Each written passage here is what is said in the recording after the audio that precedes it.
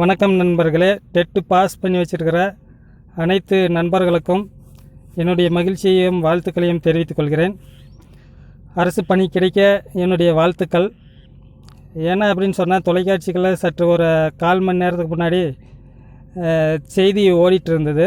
ஏன்னா அப்படின்னு சொன்னால், விரைவில் படிப்படியாக அனைவருக்கும் போஸ்டிங் போடுறதா, பாஸ் பண்ணி வச்சுருக்கிற அனைவருக்கும் 13, 17 இப்போ படிப்படியாக இப்படி இப்போ 2013, 17 இப்படி படிப்படியாக அவர்களுக்கு போடும்படி செய்தி வெளியே இருக்குது.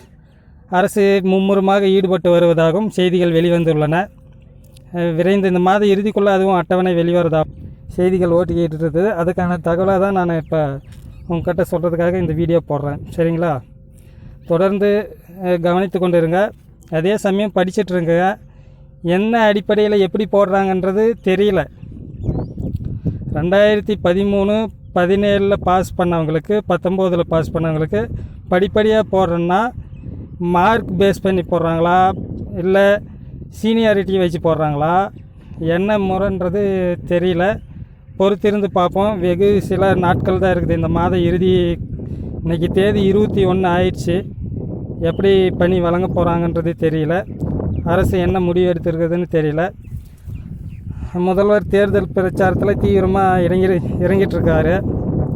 அமைச்சர் செங்கோட்டையனை சந்திக்கிறதுக்கு பல தேர்வர்கள் காத்திருந்து கொண்டிருக்கிறார்கள். இருக்கிற சூழலில் என்ன அடிப்படையில், என்ன பிரச்சனையில், எப்படி போயிட்டுருக்கு, எந்த ப்ரிஃபரன்ஸில் போஸ்டிங் போட போகிறாங்க, வாக்கை குறி வச்சு தான் எல்லாம் நடந்துகிட்ருக்கு.